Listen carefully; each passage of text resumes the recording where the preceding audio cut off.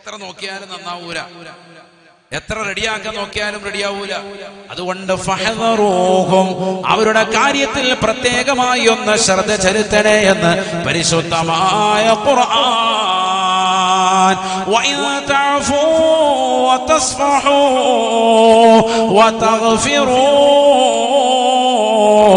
ഫഇന്നല്ലാഹ ഗഫൂറുർ റഹീം. അല്ലയോ പ്രിയപ്പെട്ട രക്ഷിതാക്കളെ, പ്രിയപ്പെട്ട മാതാപിതാക്കളെ, നിങ്ങൾ നിങ്ങളുടെ മക്കളെ ആട്ടി ഓടിക്കരുതേ, വീട്ടിൽ നിന്ന് പുറത്താക്കരുതേ. എത്രയാണെങ്കിലും നിങ്ങളുടെ ചോരയാണ്. അതുകൊണ്ട് തന്നെ അവർക്ക് നിങ്ങൾ മാപ്പ് ചെയ്തു കൊടുത്താൽ, അവർക്ക് നിങ്ങൾ പുറത്തു കൊടുത്താൽ, അത് അല്ലാഹു പുറത്തു കൊടുക്കാനും കാരണമാകുമേ. മക്കളെ നന്നാക്കാൻ വേണ്ടി ഉപദേശിക്കണം, നിർദ്ദേശിക്കണം, അത് വേണ്ടെന്നല്ല, അതൊക്കെ വേണം. വേണ്ട രീതിയിലൊക്കെ ശ്രദ്ധിക്കണം. 7 വയസ്സെത്തുമ്പോൾ നിസ്കരിക്കാൻ വേണ്ടി കൽപ്പിക്കുകയും നോമ്പ് പിടിക്കാൻ വേണ്ടി നിർദ്ദേശിക്കുകയും 10 വയസ്സെത്തുമ്പോൾ നിസ്കാരവും നോമ്പൊക്കെ ഒഴിവാക്കിയാൽ മുറിവ് പറ്റാത്ത നിലയിൽ അടിക്കുമൊക്കെ വേണമെന്ന് പറഞ്ഞു. അതിനപ്പുറം ഒരു കാടത്ത നിയമം മക്കളോട് ചെയ്യാൻ പാടില്ല. മക്കളെ വീട്ടിൽ നാട്ടി ഓടിച്ച് പുറത്താക്കി പടിയടച്ച് വെണ്ണം വെച്ചു എന്നൊക്കെ പറഞ്ഞ് ഞാനത് വലിയ ഈമാന്റെ പ്രവർത്തനമായിട്ട് ചെയ്തു എന്നൊന്നും പറയാൻ പാടില്ല. അതൊക്കെ കഴിഞ്ഞു, ആ ഒരു കാലവും കഴിഞ്ഞു. പണ്ടത്തെ ഉസ്താദുമാർ അടിക്കുന്നത് പോലെ ഇന്നത്തെ തലമുറയിൽ ഉസ്താദുമാര് കൈവക്കലുണ്ടോ? അടിക്കലുണ്ടോ? ഇല്ല. മുമ്പ് ഇരിക്കുന്നതാകുന്ന എത്രയോ കാരണവന്മാർക്ക് നല്ല അടി കിട്ടിയവരുണ്ട്, അതിനനുസരിച്ച് ഖുർആൻ പഠിച്ചവരുണ്ട്. ഇന്നത്തെ തലമുറയിൽ അത് കുറവ് വന്നിട്ടുണ്ട്. ആ ഒരു ശൈലി അവലംബിക്കുന്നില്ല. ഖുർആൻ പറയുന്നതും അങ്ങനെയല്ല ചെയ്യേണ്ടത്. മറിച്ച് അവരോട് നല്ല രീതിയിലുള്ളതാകുന്ന രീതിയിലുള്ള പെരുമാറ്റം അവർക്ക് കൊടുക്കാൻ.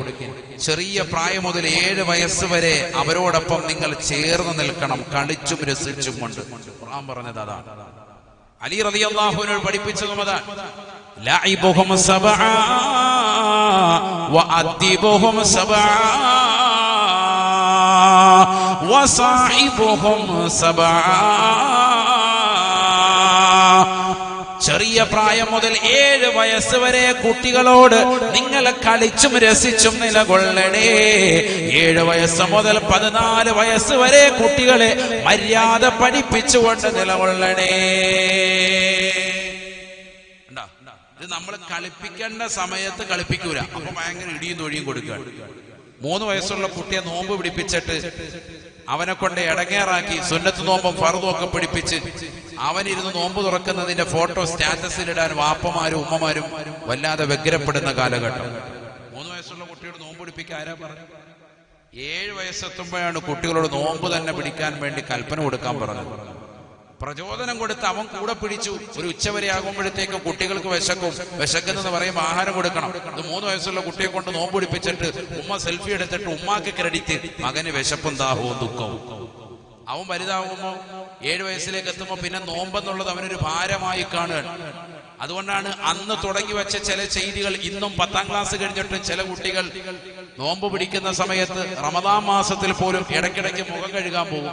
മുഖം കഴുകുന്ന കൂട്ടത്തിൽ ഇച്ചിരി വെള്ളം കുടിച്ചേക്കും. കാരണം അത് മുമ്പ് ഇടങ്ങേറായി പിടിക്കാൻ തുടങ്ങിയതാണ്. ഇതിന്റെ ഒരു ഹലാവത്ത് മാധുര്യം അവൻ ഇതുവരെ കിട്ടിയിട്ടില്ല. ഇപ്പോഴും ഉണ്ട് ആ ശൈലി. യഥാർത്ഥത്തിൽ അവന് കൊടുക്കേണ്ട ശൈലി നിങ്ങൾ നോക്ക്. അലി റളിയല്ലാഹു അൻഹു പറയുന്നു, ചെറിയ പ്രായം മുതൽ 7 വയസ്സ് വരെ കുട്ടികളുമായി കളിച്ചും രസിച്ചും ഇടപഴകണം. 7 വയസ്സ് മുതൽ 14 വയസ്സ് വരെ കുട്ടികൾക്ക് മര്യാദ പഠിപ്പിക്കണം. അദ്ദിബുഹും സബഅ. പിന്നെയാണ് മര്യാദ വരേണ്ടത്. 14 വയസ്സ് വരെ അവരോടൊപ്പം ചേർന്ന് നിന്നുകൊണ്ട് തന്നെ മര്യാദ പഠിപ്പിക്കണം. ഭക്ഷണം കഴിക്കേണ്ടത് എങ്ങനെ, ഏത് രീതിയിൽ, എവിടെ നിന്ന് കഴിക്കണം, ബിസ്മില്ലിൽ കഴിക്കണം, അദബും ഗുരുത്വവും ഒക്കെ അവിടെ പഠിപ്പിച്ചു കൊടുക്കണം. 14 വയസ്സ് വരെ കുട്ടികളോടൊപ്പം ചേർന്ന് നിന്നുകൊണ്ട് കാര്യങ്ങൾ പഠിപ്പിക്കണം. 14 to 21 പിന്നീടുള്ള 7 വയസ്സ് വരെ വസാഹിബുഹും സബഅ, അവനോടൊപ്പം കൂട്ടുകാരനെ പോലെ ചേർന്ന് നിൽക്കണം. അങ്ങനെ ഒന്ന് ചേർന്ന് നിന്നാൽ പിന്നെ നമ്മുടെ മക്കൾ ലെസ്ബിയനാവൂല്ല. സ്ത്രീകൾ തമ്മിൽ ശാരീരിക ബന്ധത്തിൽ ഏർപ്പെട്ട് സ്വവർഗരതി അനുരാഗികളായി മാറുന്നതിനെയാണ് ലെസ്ബിയൻ എന്ന് പറയുക. നമ്മുടെ സമൂഹത്തിൽ നിന്ന് അത് വല്ലാതെ അധികരിച്ചിരിക്കുന്നു. പുരുഷനുമായി ലൈംഗിക വീഴ്ചയിൽ ഏർപ്പെട്ട് പരസ്പരം ജോഡികളായി ഒരുമിക്കുന്നതിനെയാണ് ഗേ എന്ന് പറയുക. ഇന്ന് വലിയൊരു വിഭാഗം തന്നെയുണ്ട്, ചെറിയതല്ല, വിശാലമായ വിഭാഗമാണ്. LGBTQ എന്ന് മാത്രമല്ല, അതിനപ്പുറത്തേക്കും പിന്നെയും പല നീളത്തിൽ അതിൻ്റെതാകുന്ന ഓരോ ഭാഗങ്ങൾ കൂടിക്കൊണ്ടേയിരിക്കുകയാണ്. അള്ളാഹു നമ്മളെ കാത്തു സംരക്ഷിക്കട്ടെ. ഭോഗവസ്തുവായി കാണുന്നത് നായയെ ഭോഗവസ്തുവായി കാണുന്നവരുണ്ട്, കുതിരയെ ഭോഗവസ്തുവായി കാണുന്നവരുണ്ട്. മനുഷ്യനെ അല്ല, മനുഷ്യേതര ജീവികളിൽ നിന്ന് മാറി മാറി മാറി കാലം മാറിക്കൊണ്ടിരിക്കാൻ അള്ളാഹു നമ്മുടെ മക്കളെയൊക്കെ കാത്തു സംരക്ഷിക്കട്ടെ. ഇങ്ങനത്തെ തലമുറയിലേക്ക് മാറാൻ സ്ത്രീയും പുരുഷനുമായിട്ട് ഏറ്റവും മനോഹരമാകുന്ന ബന്ധം പഠിപ്പിച്ചെടുത്തു നിന്ന് ഇന്ന് മാറി പുരുഷൻ എന്നിടത്തു നിന്നും സ്ത്രീ എന്നിടത്തു നിന്നും മാറി വീണ്ടും മാറി മാറി പുരുഷൻ അല്ലെങ്കിൽ സ്ത്രീ നായിയുമായി ബന്ധപ്പെടുന്ന അവസ്ഥയിലേക്ക് ലോകമെത്തിയിരിക്കുന്നു എന്ന വസ്തുത നമ്മൾ അറിയണം. അതിനും ഗ്രൂപ്പുകളുണ്ട്, വലിയ സംഘങ്ങൾ പാശ്ചാത്യ രാജ്യങ്ങളിലും നമ്മുടെ രാജ്യങ്ങളിലേക്കുമൊക്കെ വ്യാപിച്ചുകൊണ്ടിരിക്കുന്നു എന്നുള്ള വസ്തുത നമ്മൾ അറിയാതെ പോകരുത്. പഠിക്കണം നമ്മൾ. നബിയനാ റസൂലുള്ളാഹി സ്വല്ലല്ലാഹു അലൈഹി വസല്ലമ തങ്ങൾ പറയുകയാണ്, ലോകാവസാനത്തിന്റെ സമയമാകുമ്പോ അതിന്റെ അടയാളങ്ങളെ എണ്ണിയ കൂട്ടത്തിൽ നബി തങ്ങൾ പറയുകയാണ്, മിൻഹാ നികാഹുർ റജുലി അർറജുല വനികാഹുൽ മർഅതി അൽ മർഅത. പുരുഷനുമായി ലൈംഗിക വേഴ്ച നടത്തുന്ന കാലഘട്ടത്തിലേക്ക് എത്തിപ്പെടുമേ സ്വഹാബ. വനികാഹുൽ മർഅതി അൽ മർഅത. സ്ത്രീയുമായി ലൈംഗിക വേഴ്ച നടത്തുന്ന അവസ്ഥയിലേക്ക് ലോകം എത്തിപ്പെടുമേ എന്ന് നബിയുനാ റസൂലുള്ളാഹി. പുരുഷനുമായി ലൈംഗിക വേഴ്ച നടത്തിയിട്ട് സ്വവർഗരതി അനുരാഗികളായി വിവാഹം കഴിച്ചുകൊണ്ട് കേകളായി കഴിച്ചുകൂടുന്ന ഒരു കാലഘട്ടം കടന്നു വന്നാൽ ലോകാവസാനത്തെ പ്രതീക്ഷിച്ചു കൊള്ളണേ. സ്ത്രീയുമായി ലൈംഗിക വേഴ്ച നടത്തിക്കൊണ്ട് സ്വയം പൂവണി എന്ന കാലഘട്ടം വന്നാൽ ലോകാവസാനമാണ്. ആദരവായ പ്രവാചകൻ അന്ന് പറഞ്ഞപ്പോ 1400 വർഷം മുമ്പ് നബി തങ്ങൾ ഇത് പറയുമ്പോ അത്ഭുതം കൂറിയിരുന്ന സ്വഹാബത്ത് സുബ്ഹാനല്ലാഹ്, ഇന്ന് നമ്മൾ നേർക്ക് നേരെ ഈ സംഭവങ്ങൾ കാണുകയല്ലേ. മുസ്ലിം സഹോദരിമാർ കോടതിയിൽ വന്നുകൊണ്ട് സ്വന്തം മാതാപിതാക്കളെ പ്രതിക്കൂട്ടിലാക്കി കോടതി മുറിയിൽ നിർത്തിക്കൊണ്ട് എനിക്കും എന്റെ ഇന്ന പെണ്ണും കൂട്ടുകാരിയുമായി ജീവിക്കാനുള്ള സ്വാതന്ത്ര്യം തരണേ എന്ന് അപേക്ഷിക്കുകയല്ലയോ. അങ്ങനെ ജീവിക്കുന്നവരില്ല ഇവിടെ. അള്ളാഹു നമ്മളെ കാത്തു സംരക്ഷിക്കട്ടെ. ഇതൊക്കെ രംഗത്ത് വരുന്നത് ആരാ? പരസ്യമായി രംഗത്ത് ഇവിടെ എല്ലാം വരുന്നത് നമ്മുടെ മുസ്ലിം സമുദായം. അള്ളാഹു നമ്മളെ കാത്തു സംരക്ഷിക്കട്ടെ. അതുകൊണ്ട് നമ്മുടെ മക്കളെയൊക്കെ നല്ലതുപോലെ ശ്രദ്ധിച്ചോ. ഖുർആൻ പറയുന്നു, ഫഹ്ദറൂഹും, അവരെ ശ്രദ്ധിക്കണം. സ്കൂളുകൾ തുറക്കപ്പെട്ടു, സ്കൂളിലേക്ക് പോകുന്ന മക്കൾ എത്ര മണിക്കാണ് രാവിലെ പോകുന്നത്, എത്ര മണിക്ക് തിരിച്ചു വരും? പണ്ട് നമ്മൾ ശ്രദ്ധിച്ചിരുന്നു. നമ്മുടെ വാപ്പമാർ നമ്മളെ ശ്രദ്ധിച്ചതുപോലെ നമ്മുടെ ഉമ്മമാർ നമ്മളെ ശ്രദ്ധിച്ചതിനേക്കാൾ ഉപരി അതിലേറെ ശ്രദ്ധ കേന്ദ്രീകരിക്കണം ഇന്ന്. കാരണം മക്കളൊക്കെ നമ്മളെയൊക്കെ ഒരുപാട് കബളിപ്പിക്കുന്ന ലോകത്തേക്ക് ഇന്നത്തെ തലമുറ മാറിയിരിക്കുകയാണ്. മൊബൈലിൽ അടിച്ചിട്ടിരിക്കുന്ന ജോസഫ് എന്ന പേരടിച്ചിട്ടിരിക്കുന്നത് യഥാർത്ഥത്തിൽ ജോസഫ് അല്ല. നിന്റെ മകൻ അടിച്ചിട്ടിരിക്കുന്ന നമ്പർ ജോസഫ് എന്ന് അടിച്ചിട്ടിരിക്കുന്നത്, ആ നമ്പർ ഡയൽ ചെയ്തിട്ട് മറുതലക്കിലിരിക്കുന്നവരുടെ ശബ്ദം കേൾക്കുമ്പോഴാണ് അത് അമ്മണിയായി മാറുന്നത്. വേറൊരു പെണ്ണിന്റെ നമ്പരാണ്, പേര് ജോസഫ് എന്ന് അടിച്ചിട്ടിരിക്കുന്നത്. ഇതൊക്കെ പഴയ പരിപാടിയാണ് കേട്ടോ, ഇപ്പൊ അതൊക്കെ മാറി. വാപ്പായും ഉമ്മായും കാണാതിരിക്കാൻ വേണ്ടി മക്കൾ ചെയ്യുന്ന തരികട നമ്പറുകളാണ്. അപ്പൊ ഉമ്മ തന്നെ എടുത്തോണ്ട് വരാണ്, മോനെ നിന്റെ കൂട്ടുകാരൻ മറ്റേ ജോസഫ് വിളിക്കുന്നു. കാര്യമായിട്ട് ഉമ്മയുടെ മുന്നിൽ നിന്ന് എന്നെ ലൈൻ അടിക്കുന്ന പെണ്ണുമായിട്ട് കമന്റ് അടിക്കുക. ഉമ്മയാണ് സാധനം എടുത്തോണ്ട് വന്നത്. ഉമ്മ വിചാരിച്ചവന്റെ കൂട്ടുകാരനെ ജോസഫിനെ കുറിച്ച് ഇടക്കിടയ്ക്ക് വാതുവരാതെ വാതു പറയുന്നുണ്ട്. ജോസഫാന്ന് വിളിച്ച് ഉദാഹരണം പറയാം. ഇതേപോലെ ഓരോ പേരുകൾ സ്ത്രീകളും അടിച്ചിട്ട് കൂട്ടുകാരിയാന്ന് കരുതിയിട്ട് ഉമ്മ എടുത്തു കൊടുക്കാൻ മൈമൂന എന്നും പറഞ്ഞാ കൊടുക്കുന്നത്. മൈമൂന എന്നും അല്ല, ഇത് വേറെ തീമാണ് വിളിക്കുന്നത്. ആളുകൾ വേറെയാണ്. എത്രയോ മൊബൈൽ ഫോണുകൾ, ആൻഡ്രോയിഡ് മൊബൈൽ ഫോണുകളും അല്ലാത്ത ഫോണിലും ഒക്കെ വ്യത്യസ്തമാകുന്ന സംഭവങ്ങൾ, വീഡിയോകൾ ഹൈഡ് ചെയ്തു വെക്കാൻ പറ്റുന്ന ആപ്പുകൾ ഇന്ന് സുലഭമാണ്. ആപ്പായുമായി എത്ര തിരിച്ചും മറിച്ചിട്ട് നോക്കിയാലും ഒരു സംഭവം കാണാൻ പോകുന്നില്ല. സണ്ണിയിലൊക്കെ വേറൊരു ഭാഗത്തിരിക്കുകയാണ്, എല്ലാം ഒളിപ്പിച്ചു വെച്ചിരിക്കുക. അള്ളാഹു നമ്മുടെ മക്കളെയൊക്കെ സാലിഹ്യങ്ങൾ ചേർക്കുമാറാവട്ടെ. ആപ്പായുമായും കാണാതിരിക്കാൻ അതൊക്കെ ഹൈഡ് ചെയ്ത് വെക്കുന്ന വകുപ്പ് ഇറങ്ങിയിട്ടുണ്ട്. ഞാൻ പറഞ്ഞത് മക്കളെല്ലാം മറച്ചു പിടിക്കുന്ന ലോകം. അള്ളാഹു നമ്മുടെ മക്കളെ സ്വാലിഹീങ്ങൾ ചേർക്കട്ടെ. അതുകൊണ്ട് റബ്ബ് വിചാരിച്ചാലല്ലാതെ ഇതിന് യാതൊരു പോംവഴിയില്ല. അതിന് എന്ത് വേണം? നമ്മൾ എന്ത് വേണം? ശരിക്ക് തഖ്വ മുറുകെ പിടിക്കണം. വാപ്പായും ഉമ്മായും നല്ല കറകളഞ്ഞ തഖ്വയുടെ അഹ്ലുകാരാകണം. മക്കൾക്ക് വേണ്ടി എപ്പോഴും ദുആ ചെയ്യണം. അത് നിർബന്ധമാണ്. മക്കൾ ഉണ്ടായതിനു ശേഷമല്ല, നേരത്തെ ദുആ രക്കാനാണ് ഖുർആൻ പഠിപ്പിച്ചത്. റബ്ബി ഹബ്ലി മിനസ്സാലിഹീൻ ഫബശർനാഹു ബിഗുലാമിൻ ഹലീം. ഇബ്രാഹിം നബി അലൈഹിസ്സലാം പടച്ച റബ്ബിലേക്ക് പൊട്ടിക്കരഞ്ഞുകൊണ്ട് ദുആ ചെയ്തു, അല്ലാഹുവേ എനിക്കൊരു സാലിഹായ സന്താനത്തെ നൽകണേ അല്ലാഹ്, റബ്ബി ഹബിലി മിനസ്സാലിഹീൻ. കുട്ടിയെത്താ ഒരു കാര്യമില്ല. നമ്മൾ അല്ലാഹയോട് ചോദിക്കേണ്ടത് സാലിഹായ ഒരു കുഞ്ഞിനെത്താ അല്ലാഹ്. എപ്പോഴും അങ്ങനെ ചോദിക്കണം. ഒരു ദുആ ചെയ്യാൻ എഴുതി വിടുമ്പോഴും നമ്മൾ ആ വാക്കുകൂടി എഴുതണം, സാലിഹായ ഒരു സന്താനത്തിന് വേണ്ടി ദുആ ചെയ്യണം. നമ്മുടെ നിയ്യത്തിലെ കാര്യം സാലിഹായ സന്താനത്തിന് വേണ്ടി ദുആ ചെയ്യുകയാ. റബ്ബി ഹബിലി മിനസ്സാലിഹീൻ, സാലിഹായ സന്താനത്തെ നൽകണേ അല്ലാഹ്. ഫബശർനാഹു ബിഗുലാമിൻ ഹലീം. സഹിഷ്ണുതയുള്ളതായ തഖ്വയുള്ളതായ അല്ലാഹുവിന്റെ അടിമകളിൽ നിന്ന് സൃഷ്ടികളിൽ നിന്ന് അത്യുത്തമരിൽപ്പെട്ടതായ ഇസ്മാഈൽ എന്ന പൊന്നമോനെ അല്ലാഹു നൽകിയില്ലേ? ആ മകനെ അല്ലാഹു പ്രവാചകനാക്കിയില്ലേ? വാപ്പ ചോദിക്കേണ്ടതുപോലെ ചോദിച്ചപ്പോ അല്ലാഹ് കൊടുത്ത മകൻ സൃഷ്ടികളിൽ അത്യുത്തമനാണ്, അത്യുത്തമനാ, അമ്പിയാക്കളിൽ പെട്ടതായ വ്യക്തിയാണ് സയ്യിദുനാ ഇസ്മാഈൽ നബി അലൈഹിസ്സലാം. മാത്രമല്ല മക്കളെ മുഴുവൻ അങ്ങോട്ട് സാലിഹീങ്ങളാക്കി. വവഹബിനാ ലഹു ഇസ്ഹാഖ വയഅഖൂബ് وكلا هدينا ونوحا هدينا من قبل ومن ذريته داود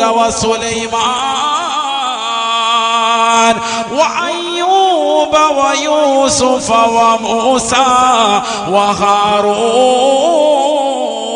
وهارون وكذلك نجزي المحسنين وزكريا ويحيى وعيسى وإلياس كل من الصالحين. എനിക്കൊരു മകനെ നൽകണേ അല്ലാഹ്, സാലിഹായ മകനെ നൽകണേ എന്ന് ഇബ്രാഹിം നബി ദുആ ചെയ്തപ്പോ അല്ലാഹു പരമ്പര മുഴുവനും പ്രവാചകന്മാരാക്കുകയാണ്. എല്ലാ പ്രവാചകന്മാരും പിന്നീട് വരുന്നതൊക്കെ അവരുടെ പരമ്പരയിൽ. ആരുടെ? ഇബ്രാഹിം നബി അലൈഹിസ്സലാമിന്റെ ദുആ പോലെ ഇരിക്കും. നമ്മളോ ഒരു ദുആവും ഇല്ല. കുറച്ച് കുങ്കുമപ്പ് കിട്ടുവാണെങ്കിൽ അത് പാലിൽ കലക്കി കൊടുത്തിട്ട് കുഞ്ഞിനെ വെളുപ്പിക്കാൻ നോക്കിക്കൊണ്ടിരിക്കുക. ഇതാ പരിപാടി. കുട്ടിയായെന്നറിഞ്ഞപ്പോ തന്നെ കുങ്കുമപ്പൂ സാഫറാൻ തപ്പി നടക്കുക. അല്ലാഹു നമ്മളെ സാലിഹീങ്ങൾ ചേർക്കട്ടെ. നമുക്ക് എങ്ങനെയും ഇത് വെളുപ്പിച്ച് കിട്ടിയാൽ മതി. കുട്ടി സാലിഹാകണോ ഹൽക്കി പിടിക്കുന്നവനാണോ എന്നൊരു വിഷയമില്ല, അതൊക്കെ പിന്നീട് നോക്കാന്നാ പറയും. അവിടെ പ്രശ്നം തുടക്കത്തിലേ ശരിയാകണം. അല്ലാഹു തൗഫീഖ് നൽകട്ടെ. ശരിക്കും ദ്വാരക്കണം. സാലിഹായ ഒരു കുട്ടിയെത്താ അല്ലാഹ്. സാരല്ല, ഇനിയിപ്പോ സാധാ കുട്ടിയായിപ്പോ ഇനിയിപ്പോ എന്താ ചെയ്യാ? ഇനി ശരിക്കും ദ്വാരക്കണം. റബ്ബനാ ഹബ് ലനാ മിൻ അസ്വാജിനാ വദുർരിയാതിനാ ഖുർറത അയുൻ വജഅൽനാ ലിൽ മുത്തഖീന ഇമാമാ.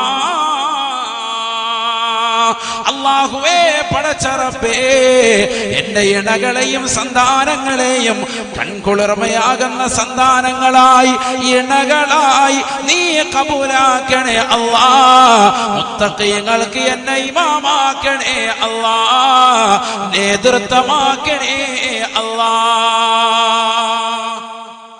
ഇനി ദുആ അല്ലാഹു തൗഫീഖ് നൽകട്ടെ. മക്കൾക്ക് വേണ്ടി ദ്വാരുന്ന എല്ലാവരും ഇങ്ങനെ ദ്വാരുന്നത്. റബ്ബി ഹബിലി മിൻ ലദുൻക ദുർരിയതൻ ത്വയ്യിബതാ ഇന്നക സമീഉദ് ദുആ. സക്കരിയാ നബി അലൈഹിസ്സലാം പ്രായാധിക്യം കൊണ്ട് ബുദ്ധിമുട്ടുന്ന സന്ദർഭത്തിലും ബഹുമാനപ്പെട്ടവർ മറിയം ബീവിയുടെ മഠം ചോദിച്ച് വാങ്ങിക്കൊണ്ട് അവിടെ ഇരുന്നു കൊണ്ട് റബ്ബിനോട് ദുആ ചെയ്തതും ഇതാണ്, അല്ലാഹുവേ എനിക്കൊരു കുഞ്ഞിനെ നൽകണേ അല്ലാ, റബ്ബി ഹബിലി മിൻ ലദുൻക ദുർരിയതൻ ത്വയ്യിബതാ. ബൈത്തുൽ മുഖദ്ദസിന്റെ ചീഫ് ഇമാമായി അന്ന് നിലകൊണ്ടിരുന്ന സക്കരിയാ നബി അലൈഹിസ്സലാം മറിയം ബീവിയുടെ മഠത്തിൽ വെച്ചുകൊണ്ട് ദുആ ചെയ്തതും, അല്ലാഹുവേ എനിക്കൊരു പരിശുദ്ധനായ സാലിഹായ പൊന്നമോനെ നൽകണേ അല്ലാ.